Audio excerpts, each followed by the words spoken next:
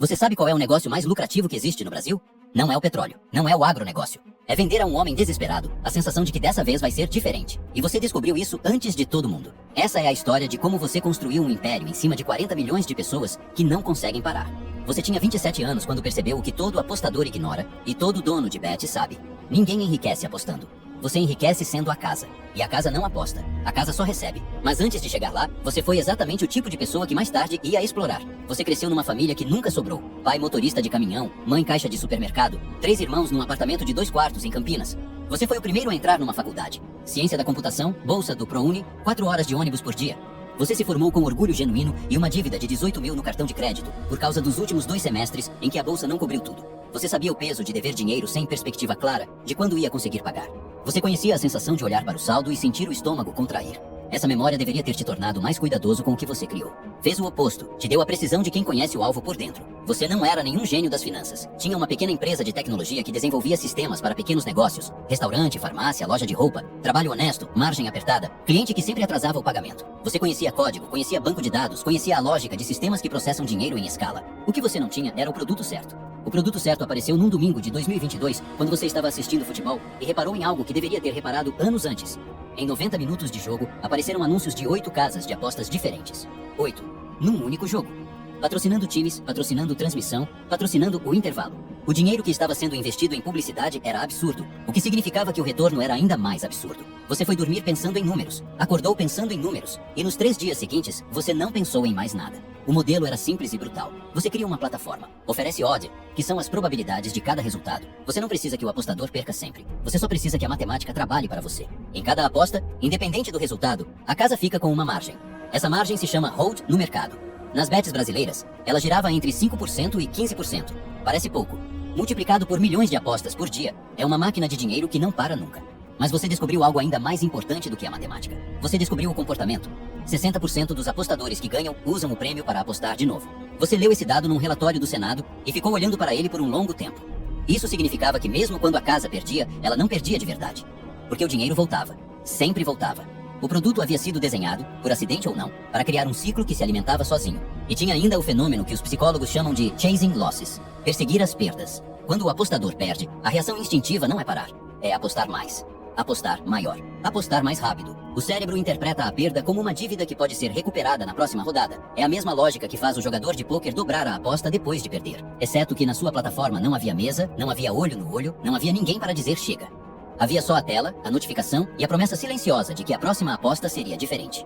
Você não precisou inventar esse comportamento. Só precisou construir um ambiente onde ele florescesse sem nenhum obstáculo. Você não estava criando um cassino, estava criando uma gravidade. Em 6 meses você tinha uma plataforma funcionando. Simples, rápida, otimizada para celular, porque você sabia que o seu cliente não era o homem de terno na frente do computador. Era o homem na fila do ônibus, o entregador esperando o próximo pedido, o estudante entre uma aula e outra. O celular era a porta de entrada e você fez essa porta o mais larga possível. Cadastro em 2 minutos. Depósito via Pix em segundos. Primeiro bônus na hora. R$20 grátis para jogar. Você sabia que esses R$20 não eram generosidade. Eram o primeiro trago gratuito. O suficiente para sentir. O suficiente para querer mais. O seu público era muito mais específico do que você imaginava quando começou. 8 em cada 10 apostadores na sua plataforma eram das classes C, D, E. A maioria tinha entre 18 e 29 anos. 40% tinham apenas o ensino médio completo. Eram pessoas que trabalhavam muito, ganhavam pouco e que encontravam nas apostas a única narrativa onde o esforço não era necessário para vencer, onde bastava acreditar no palpite certo. Você olhava para esses dados no seu dashboard e pensava, mercado enorme. Não pensava, população vulnerável. Essa distinção é o momento em que a sua história divide em 2 caminhos. Você escolheu um deles sem hesitar. Os primeiros patrocínios vieram rápido. Você não patrocinou times da Série A. Eram caros demais e já tinham contratos fechados. Você foi nos times do interior, nos clubes de cidade média, nas transmissões de campeonato estadual que ninguém mais queria patrocinar. Você colocou o seu logo no lugar onde o seu público olhava com mais emoção. Na camisa do time que o pai dele torcia, que o filho dele ia ver no estádio de barro com arquibancada de madeira. Você não estava vendendo apostas, estava vendendo pertencimento. Em 2 anos, a sua plataforma tinha 800 mil usuários ativos, faturamento mensal de 4 milhões de dólares. Você tinha uma equipe de 40 pessoas, um escritório em São Paulo e uma conta bancária que dobrava a cada 6 meses. E foi nesse momento que você conheceu o algoritmo, não o algoritmo de uma rede social. O seu próprio algoritmo, o sistema que você havia desenvolvido para identificar comportamento de risco dentro da plataforma. O sistema conseguia detectar com precisão assustadora quando um usuário estava em espiral, quando ele havia apostado mais do que o normal, quando havia depositado de madrugada, quando havia usado o cartão de crédito em vez do saldo disponível, quando havia apostado imediatamente após uma perda grande, o chamado tilt, o estado emocional onde a racionalidade some e a compulsão assume. O sistema foi desenvolvido originalmente para cumprir uma exigência regulatória, identificar usuários problemáticos e oferecer suporte. Mas você descobriu que esses usuários tinham algo em comum que mudou tudo. Eles apostavam mais, muito mais. Um usuário em espiral apostava em média 3 vezes mais do que um usuário equilibrado. A receita por usuário compulsivo era 6 vezes maior do que a receita por usuário casual. Você tinha em mãos uma lista de ouro. Os usuários mais lucrativos da sua plataforma eram os mais destruídos por ela. A decisão que você tomou nessa noite é a linha mais escura da sua história. Você não usou o algoritmo para proteger esses usuários. Você usou para alimentá-los. Desenvolveu um sistema de notificações personalizadas que disparava no momento exato de maior vulnerabilidade. Uma oferta de bônus quando o saldo chegava a zero. Uma odd especial no time do coração quando o usuário havia acabado de perder. Uma mensagem de quase lá quando a aposta chegava perto de vencer, mas não vencia. Você havia transformado o sofrimento alheio em dado, e o dado em receita. 47% dos apostadores brasileiros relatavam dívidas por causa das apostas. Você sabia disso. O dado estava no mesmo relatório do Senado que você havia lido anos antes. 7,5 milhões de pessoas comprometendo a renda. 34% dos jovens adiando a faculdade em 2025 por causa de gastos com apostas. Você sabia de tudo isso. E continuou. Porque o dinheiro havia se tornado uma linguagem que tornava tudo silencioso. Os números no dashboard eram concretos, imediatos, verificáveis. O sofrimento do usuário era abstrato, distante, invisível atrás de uma tela. Você nunca viu a cara de nenhum deles. Nunca ouviu a voz. Nunca soube o nome. Eram CPFs, eram sessões, eram eventos de clique numa planilha de comportamento. Você havia feito com as apostas o que o estelionatário faz com o Pix, transformado pessoas em taxas de conversão. A virada chegou de um lugar que você não esperava. Não foi uma CPI. Não foi uma investigação da Polícia Federal. Foi uma mensagem no Instagram da sua empresa, numa segunda-feira de manhã, de uma mulher chamada Andrea. Ela não estava com raiva. Estava exausta. Escreveu 3 parágrafos explicando que o marido havia perdido 34 mil reais na sua plataforma em 4 meses, que tinham 2 filhos, que o aluguel estava atrasado, que ele havia vendido o carro, que ela havia descoberto quando foi ao banco e viu que a conta estava zerada, que ele chorava sozinho no banheiro de madrugada e ela fingia não ouvir porque não sabia o que dizer. Ela não pediu o dinheiro de volta. Ela só queria saber se alguém do outro lado lia essas mensagens. Se existia um ser humano ali. Seu assistente de comunicação respondeu com o texto padrão. Lamentamos o ocorrido, disponibilizamos ferramentas de jogo responsável em nossa plataforma. E arquivou o ticket. Você viu a mensagem 3 dias depois, por acaso, revisando um relatório de atendimento. Você leu, releu, fechou o computador e pediu para remarcar a reunião que tinha naquela tarde porque precisava sair mais cedo.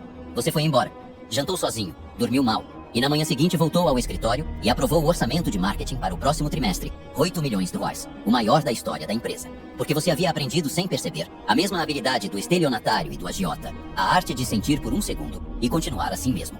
E a Andrea não era caso isolado. Você sabia disso, mas o saber abstrato é diferente do saber concreto. Semanas depois, um jornalista publicou a história de uma avó de Alagoas. Ela tinha uma casa, um carro e as economias de uma vida inteira. O neto havia descoberto o Tigrinho, um jogo de apostas online que rodava numa plataforma parecida com a sua. Começou pequeno, como sempre começa. Terminou com uma dívida de 400 mil reais. A avó vendeu a casa, vendeu o carro, esvaziou a conta bancária, não sobrou nada. Você leu a reportagem no celular enquanto esperava o café e pensou: isso é o Tigrinho, não a minha plataforma. Como se houvesse diferença real entre os mecanismos. Como se o nome do produto mudasse o que o produto fazia com as pessoas. No mesmo mês, uma enfermeira de 23 anos do interior de São Paulo desapareceu por uma semana. Quando a encontraram, estava psicologicamente destruída. Dívidas de apostas. Os pais não sabiam de nada. Ela havia escondido tudo.